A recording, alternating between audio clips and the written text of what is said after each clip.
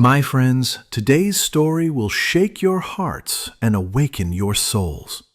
We urge you to watch the video until the end without skipping. This isn't just a story, it's a powerful reminder for us all. The story begins on a cold, foggy morning in one of the villages in southern Saudi Arabia, specifically in the province of Al-Namas. The sun hadn't risen yet, and silence blanketed the area. At that moment, Officer Nora Al-Harb, one of the most respected and firm officers in the region, received a serious call over her radio. Despite this being her first year in service, her strictness and bravery had already earned her a strong reputation. The report was about a young man who had killed his mother in one of the remote villages. Without hesitation, Nora got into her patrol car and headed straight to the crime scene. When she arrived at the village, the scene was terrifying. A woman in her 50s lay on the ground, her body bearing horrific signs of beating. Near her stood a young man in his 20s holding a heavy wooden stick. With a firm voice, Nora said, "Put down the stick and come with us calmly." The young man obeyed silently, lowered the stick, and bowed his head. Nora handcuffed him and placed him in the vehicle. His name was Yasser al-Mutairi. But more frightening than the crime itself were Yasser's features. Completely devoid of regret or fear, as if he had accepted his fate from the start. Matter-of-factly, Nora returned to the station and placed him in a separate cell, waiting for the results of forensic evidence and the autopsy reports. But Yasser remained silent. He didn't defend himself, nor did he ask for anything. That evening, a decision was made to refer him to the general court in Abha. After a preliminary review of the evidence, the court issued the sentence, execution by retribution.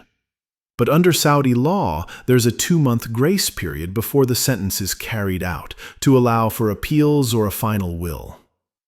My friends, whether you're from Saudi Arabia or any other country, stay with us. The emotional part of the story hasn't even begun. Before we continue, let's take a moment to reflect and say a prayer. O Allah, protect us from sin, forgive us, and grant us the highest level of paradise. If your heart said Ameen, write Ameen in the comments, and don't forget to support the channel by subscribing and liking the video. Yasser was returned to the same police station where Nora worked, and placed in a cell away from the cameras. It had a small window through which a faint ray of light entered. A few days later, a woman arrived crying, claiming that a thief had stolen all her savings.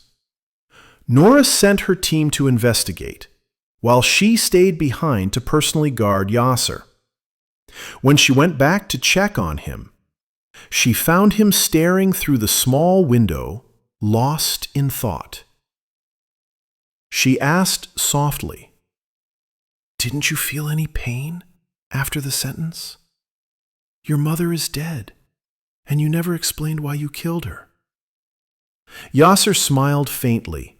Not mockingly, not angrily. His expression was strangely calm. Nora ended the conversation and walked away. Later she discovered that the theft report was false. The woman had withdrawn the money herself through her son. Nora returned again to Yasser, bringing him a cup of tea. She said, "You have 2 months left. If you have a final wish, let us know. The system allows us to grant it, so long as it doesn't violate religion or the law." Yasser took the cup, sighed, and said, "My only wish is to spend every night with a virgin girl until the sentence is carried out." Nora went silent. She didn't yell or respond, but she felt a deep anger rise within her. Yasser smiled again and said, "Why not you? You're still unmarried, and the system allows it." She looked at him coldly and replied, "I'll think about it," then walked away. That night, Nora couldn't sleep. Yasser's words haunted her. "Why not you? Could a final wish go beyond moral boundaries? Was her role as a human being stronger than her duty as an officer? She found no answer. In the days that followed, Nora started speaking with Yasser more often. He always evaded direct questions but left behind deep and cryptic words about his mother, the villagers, acceptance of punishment.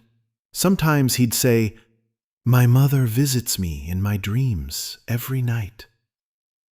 One evening, while rain poured and thunder tore through the sky, Nora was alone at the station.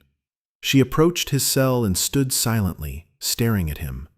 He was lying down, eyes closed, his face looking peaceful. She whispered, "Do you remember your mother?" He answered without opening his eyes, "Every day.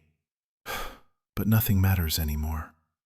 Nora asked in a soft voice, "Did you really?" But she didn't finish. He opened his eyes, looked at her and said, "No. But even if I told the truth, no one would believe me." Yasser's voice was soft, stripped of all emotion. Everyone judged me before hearing me out. He didn't try to justify himself. He didn't ask for sympathy. His voice was weary, its tone that of a soul exhausted by pain. Nora Al-Harb felt a sting in her heart. Had she treated this case like just another routine task? Had she become one of those who passed judgment without understanding the full story? But time was running out. If Yasser's words were true, she had to prove it fast. The next morning, Nora sat down and reviewed the entire case file again. She read all the forensic reports, call logs, phone data, and court papers. She discovered strange inconsistencies. There were contradictions in the timeline and events. The last call Yasser's mother had made was with a powerful man in the village, a figure already known for prior cases involving illegal seizure of public land. Nora decided to launch a secret investigation. Meanwhile, Yasser still clung to his final request. When she asked him, "Don't you want to ask for something else?" he quietly replied, "I can't ask for anything anymore. But I love you." Nora was stunned. He looked at her and continued, "I've never seen someone as honest and brave as you. Maybe if you'd known me before, you'd have seen just a simple guy lost in circumstances harsher than any human heart." That night, Nora decided to step away from the role of the strict officer for a moment. She took off her police uniform and wore a simple black abaya.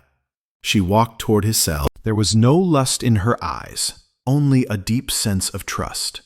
She sat beside him, listened to him, not as a suspect, but as a human being.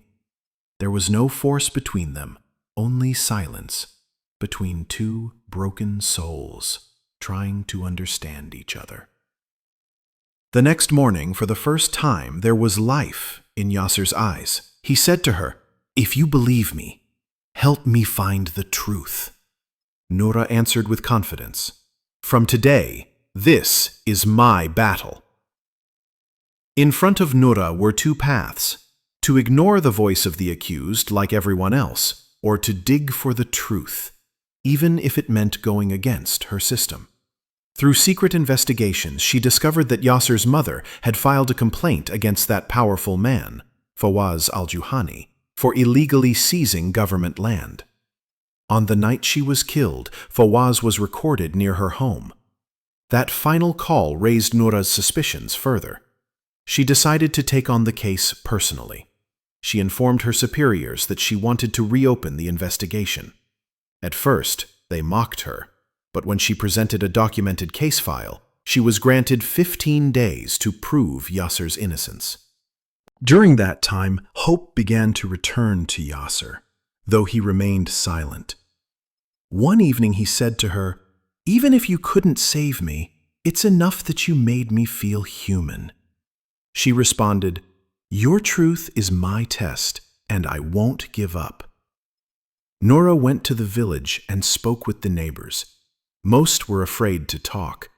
But an elderly woman, the mother's neighbor, finally told the truth. She said, "Fawaz's men broke into the house and killed her. Yasser came back and saw them. He tried to fight them off with a stick, but his mother was already gone." She had stayed silent out of fear of threats. Nora documented her testimony and compared it with the forensic reports and mobile location records.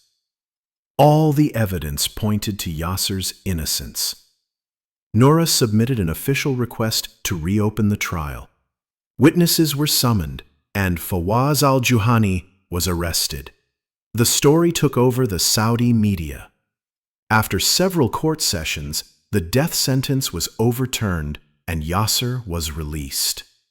He walked out of court silently. He approached Nora and said, "You gave me my life back." She smiled and replied, "Justice isn't just in courtrooms. Justice begins between conscience and reason." Months passed. People sometimes saw them together. No public wedding, no big announcements. But anyone who looked into their eyes knew there was a bond of respect and trust that needed no words. Yasser began working in a small village school teaching poor children. He said, "If one person's trust saved me, maybe knowledge can save others." As for Nora, she remained in her position, but she was no longer just an officer following orders. She became a symbol of real justice. In this life, the path doesn't end where we planned it. It begins when we find ourselves in the middle of battles, hearts, and silent decisions. The story of Yasser and Nora whispers to all of us, don't judge someone by their voice. Some silent hearts carry the truest of truths.